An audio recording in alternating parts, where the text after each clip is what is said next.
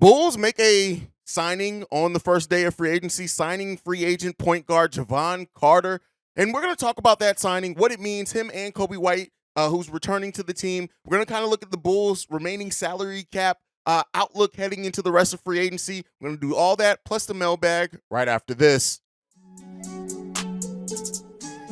You are now tuned in to Chicago Bulls Central, your number one place for all Chicago Bulls news and content.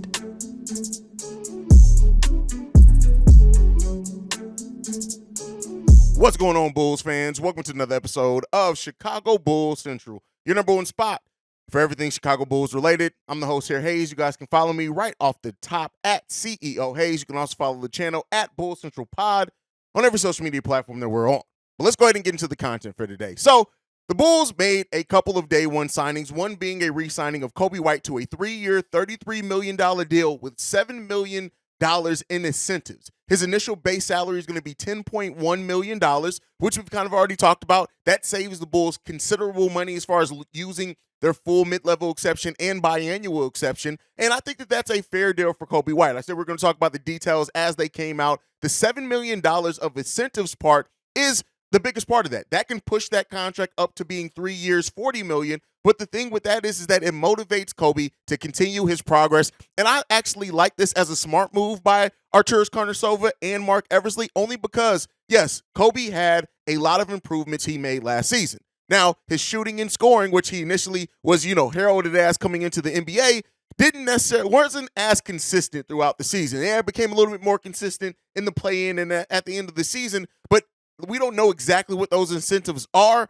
I'm sure they're health-based, game-played incentives, things like that. It just motivates Kobe, and I think it still, puts him in a position where he still realizes he has to improve. Now, the other day one signing that the Chicago Bulls made was Javon Carter at 3 years, $20 million. His initial base salary would be $6.3 million, which more than likely is going to be with the mid-level exception, so you can take 6.3 out of that $12.4 million exception, which leaves the Chicago Bulls $6.1 million to use with that mid-level exception, which we'll talk about here in a second.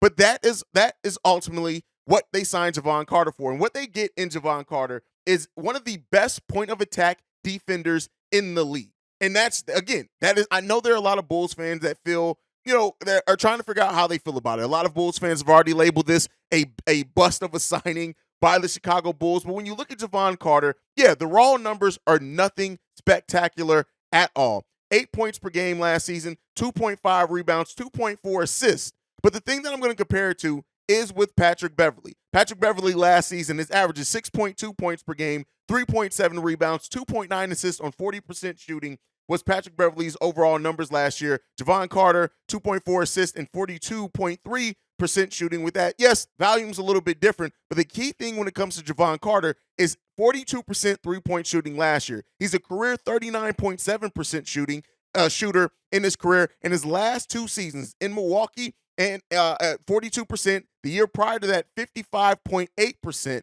Listen, Javon Carter can absolutely outright shoot the three ball, right? So you get a player that comes in that can absolutely bring that skill that you need of three-point shooting, can range the ball, is really good at an assist to turnover ratio as well. He doesn't have the best assist numbers, but that really wasn't his role in Milwaukee either. So maybe the Bulls are looking at it. Maybe they feel like they can get a little bit more out of him assist-wise. Now, looking at the advanced analytics for Javon Carter, that's where the story kind of gets told a little bit more. Is it perfect? Is it 1-for-1? No. But let's look at this. True shooting percentage last season of 56%.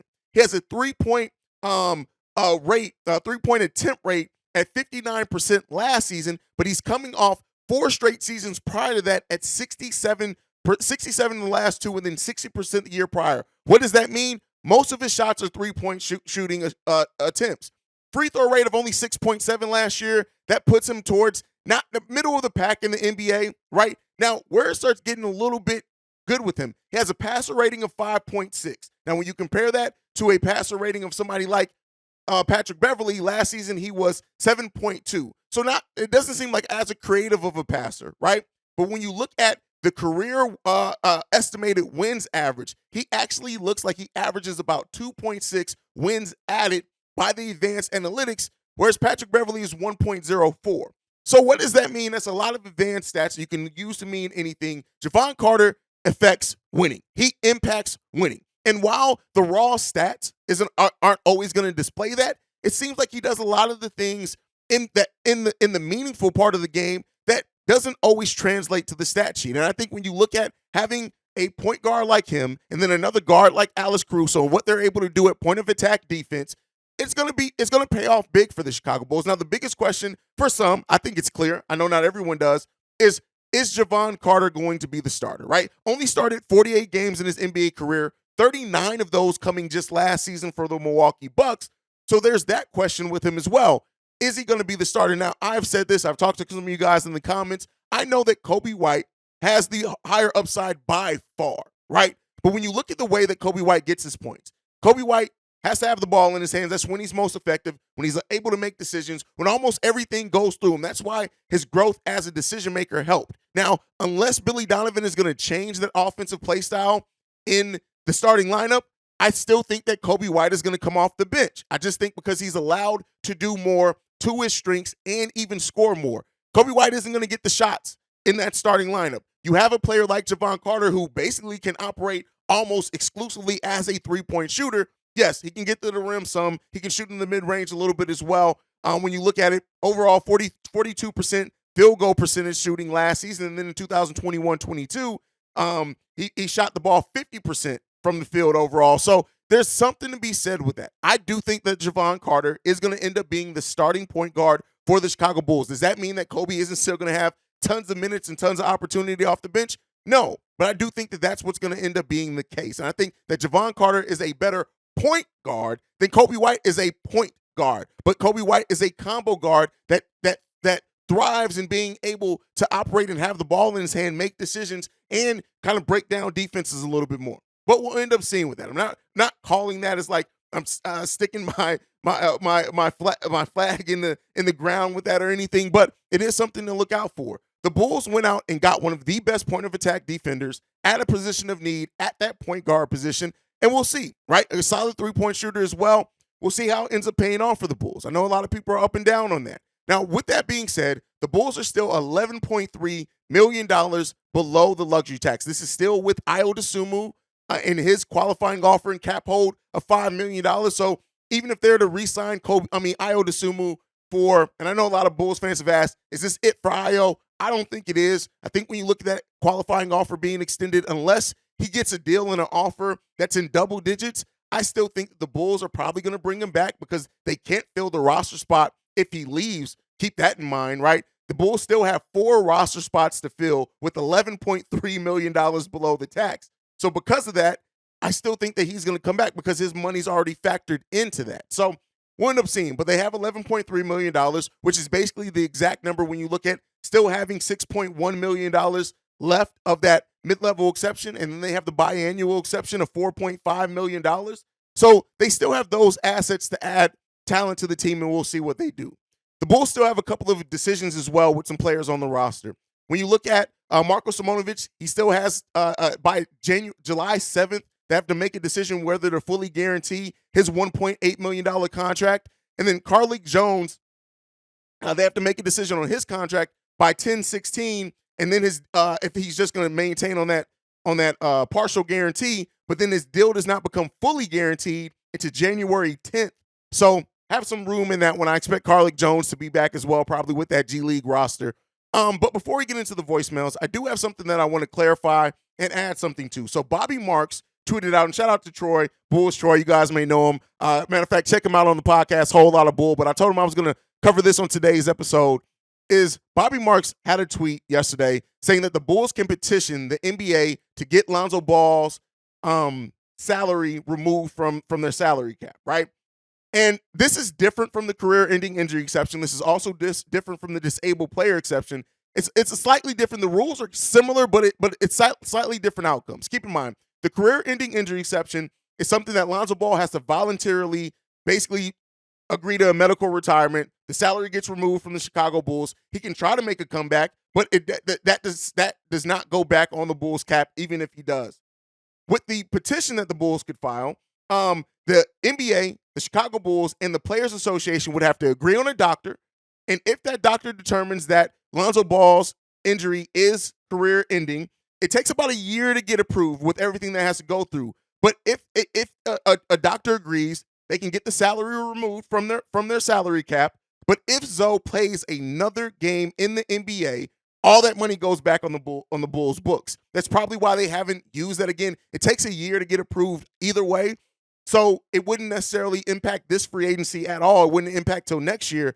But the threat of that money going back on the Bulls' books, keep in mind, if you eliminate that salary, sign somebody for the salary cap space that's then created, and then you find out a year, 2 down the road that you're going to get $20 million hit back on your books, it can drastically change the course of a franchise, right? And for those that want to know and look this up, this is actually on page 222 of the CBA, so you guys can go and check that out. All right, enough of that. I just wanted to get that through. Let's go ahead and get to the voicemails for today. This one's from Oscar. Saw the headline, so we got Javon Carter, man. I'm actually quite excited about that, man. Guy that plays defense, hard-nosed, a goon on the team that's gonna stand up, not be pushed around at the point of attack, shoots the three, addresses some of our needs. The Kobe number, I like it. 11 million. Remember, I told you before, I wasn't too happy for the number. I was hearing 14, 15, 16 million dollars. I wasn't happy with that. 11, I'll take that. And then if he gets up to 40, that means he broke out, and we have a 6th man of the year on our team coming off the bench. And then, like I said, Vooch deal came under 25, but I told you. So far, so good, man. Now we really need to, these guys are restricted free agents, but PJ Washington, Grant Williams, we need to add some more toughness, some, more wing defenders, people that can shoot. If we could get Grant Williams, PJ Washington, even Kelly Oubre, he's not really a shooter, but he's another wing, but I see, I like what we're cooking with here, man. Let's see how he finishes this recipe before I can say that I'm going to like the final product, but so far I like the ingredients, man. Have a good one, man. All right. So good to hear some positivity on the Javon Carter signing and the Kobe White contract. Now, you did mention P.J. Washington and Grant Williams. P.J. Washington, I doubt the Bulls can afford. Keep in mind, they can't combine their biannual or mid-level exceptions, so they can either offer a contract up to $6.1 million or a contract on the biannual exception of $4.5 million, and that could be a 2-year deal. I don't see either P.J. Washington or Grant Williams accepting a contract that low. Now, could they work out a sign and trade, something like that? Possibly, but I really doubt that's coming as well. More than likely, that's why you hear Nang's name involved in that, because he's a player that probably can accept that. You brought up Kelly Oubre. I think that he's a player that probably is going to get most of the mid-level exception from a team as well. But depending on if he strikes out, that may be a possibility as well. But I just wanted to set that tone. Like, the Bulls are making moves. And when you kind of see how everything's starting to fit together in the skill set of players, that's where things start working out. I know a lot of people are down on the Javon Carter signing, but I think they're not really looking at how it fits in, right? You didn't need a 20-point per game or even somebody that needed 15 shots per game in that point guard position. And when you look at the starting lineup and the amount of shots that go on, especially when you factor in the matter that Nikola Vucevic reportedly talked to Billy Donovan about his role and how he's used in the offense, and hopefully that changes. If that changes some, you don't need a point guard that's going to take a lot of shots. Javon Carter, over the course of his career, averages 4.8 shots per game, right? And with that, 3 of those are 3-pointers per game. That's what we need. So we'll see. All right, let's get into this next one. This one's for Mr. Riddick. Hey, Mr. Haize. My name is Mr. Riddick. I'm with my nephew, D. I had an epiphany. Hello? Mm-hmm. I had an epiphany. I'm thinking this boy, Javonte Murray, man, he's playing with the Hawks over there. He's an unrestricted free agent in 2024. Him and Zach LaVine come out of the same area. And if we can get rid of Kobe White and bring him over and let Javon Carter be a 2-guard and let him be the 1-guard over here and I'm in the backcourt, I'd like you to put that out on your podcast and tell me what you think about it. Would that work? Would a money match? And would that make sense? Right. And not just Kobe White, but I think Patrick Williams and Kobe White for DeJounte Murray and something else from Atlanta. I think that'll end up making a money match. But yeah, that's the idea right there. All right. Well, here's what I'm going to say to your point here, Mr. Riddick, is that the Bulls aren't going to trade Patrick Williams or anybody else for somebody that's going to be a free agent next year. and as they should. If you think that Zach LaVine is going to be able to recruit him, you don't give up future assets from your team if you can just add him to what you have going on.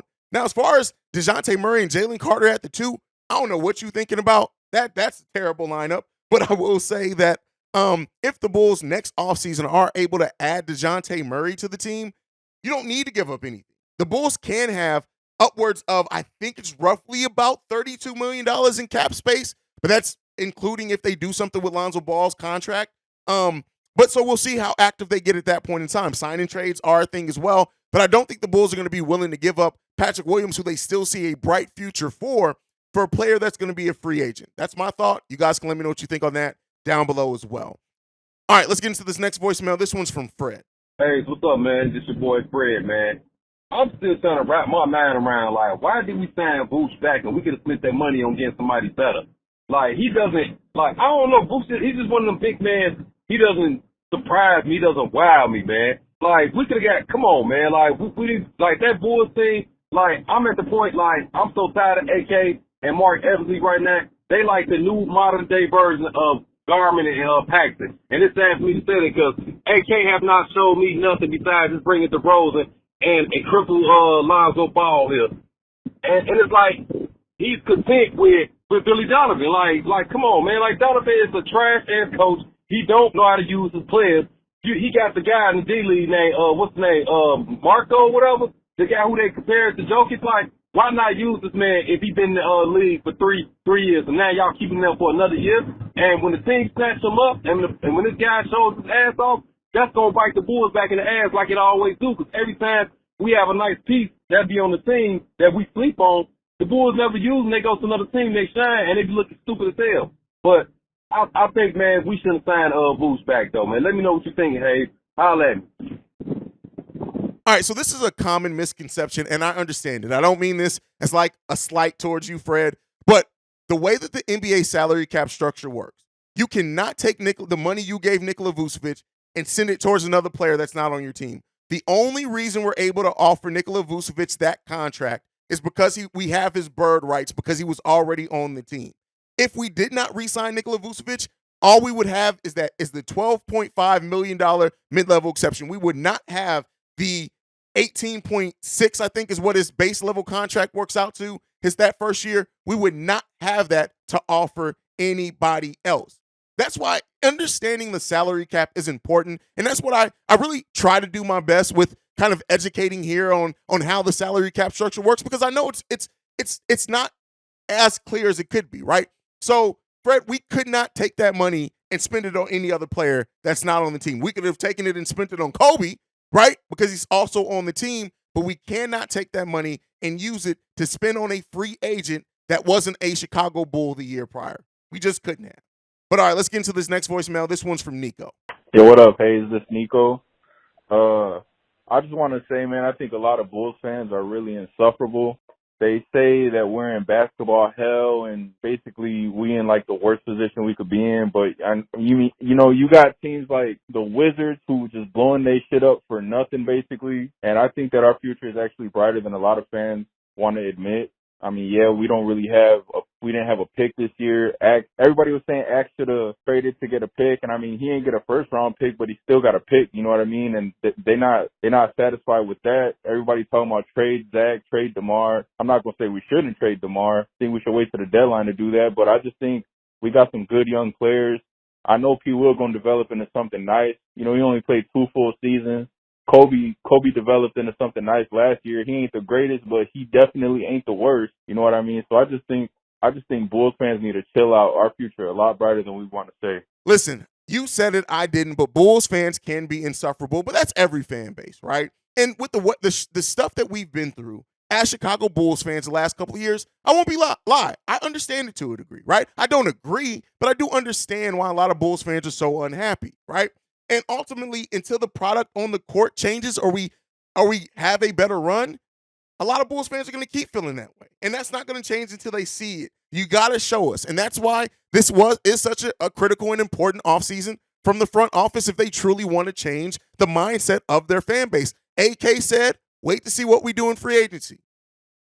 You got to show us now, AK. You got to show us. And as far as the future being brighter than some think, I agree with that. I think that it is. And I think that we don't need, like, yes, we have a hole at point guard. And I think a lot of Bulls fans naturally go to thinking, oh, what star can we get there? We don't necessarily need that, especially if it comes with giving up a ton of assets to get it when we can, I know, unfortunately, wait until we have some cap space to try to make a maneuver at that point in time. But hey, we'll see what the future holds for the Chicago Bulls. All right, let's get into the last voicemail. This one is from RW Chi-Town. What's up, Haize? RW Chi-Town. I'm sitting here thinking about a lot of what you've been saying about our point guard situation and the type of point guard that we need. And just based off of what you said and just looking at just the past, it seems like with our team, the best type of point guard would be a playmaking point guard that could just get his bucket when he needs to. But is, I guess, mostly giving up the rock. So if we was to have Kobe there and say he improves his shooting and shit like that, I don't know if he would even like that type of play style just with the play style that he already has today. He likes getting his buckets. And I don't want to hold him back from getting his buckets because we need them. But with him trying to get buckets, I could see maybe a few passes, being let up. So thinking about the targets that you've been choosing, who you've been saying would be a nice pickup, I think maybe Javon Carter wouldn't be a bad pickup. My only problem with dude is he's kind of old. But if he's just getting a rock and setting everybody up, Kobe could still come in with that second unit, everybody fresh legs, and just running it up on the next second unit. But that's only if, Kobe doesn't improve. So let me know what you think about Javon Carter. I know you talked about this before, but hey, let's just bring it back. Called it on Javon Carter, brother. That's all I can say. You called it on Javon Carter. Great pickup, I think, by the Chicago Bulls. And I think that, it makes sense with what exactly our needs were realistically and the assets that we had available. You got to keep in mind that with that too. You only have the assets that you have available. And so the Bulls didn't have true cap space. We don't have a lot of future assets that we want to trade because we gave up so many recently, right? We don't have the players with the big name contracts that like absorb a Bradley Beal contract or anything like that. We just didn't have that at our disposal. So because of that, the Bulls are making the moves that they can, and we'll see how those pay off for the Chicago Bulls. But all right, that's it for the day one after free agency, the free agency hangover, so to say. You guys make sure you can continue to follow the show at Bulls Central Pod. You can send us any feedback, questions, comments, concerns, bullcentralpod@gmail.com. Lastly, if you want to leave a text message and our voicemail for our mailbag episodes, the number to do so, 773-270-2799. We're the number one spot for everything Chicago Bulls related because of you guys. And like I like to end every episode on, go Bulls. Love you guys. See red if you can, y'all. Peace. This has been a presentation of the Break Media.